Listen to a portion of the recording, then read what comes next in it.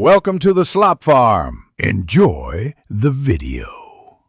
In this video, I will show how to change your Toyota Sienna AC filter.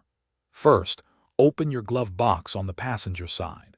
You'll need to remove everything inside to get clear access. This step is crucial for an unobstructed view of the filter housing. Make sure you have your new cabin air filter ready, along with any basic tools like a small flathead screwdriver, which might be needed for some models. This preparation ensures a smooth replacement process. Now let's get to the filter. Gently press inward on both sides of the glove box. This will release the retaining clips, allowing it to swing down further. Be careful not to force it. Once the glove box is lowered, you'll see the rectangular filter housing cover. There are typically 2 or 3 clips holding this cover in place. Unclip them to remove it and reveal the old filter. With the cover off, you'll see the old cabin air filter.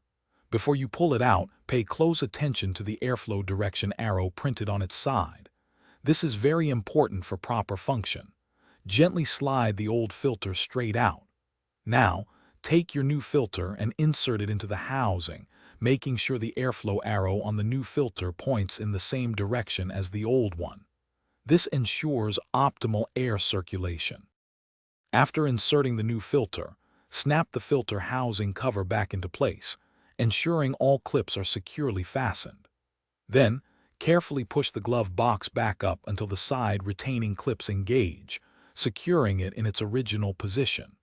Remember to check your cabin air filter every 15,000 miles or once a year for optimal air quality. For more great deals and to check out those darn tough socks with a lifetime warranty, be sure to look for the links in the description below. Thanks for watching. Thanks for watching. Consider subscribing if we helped you today.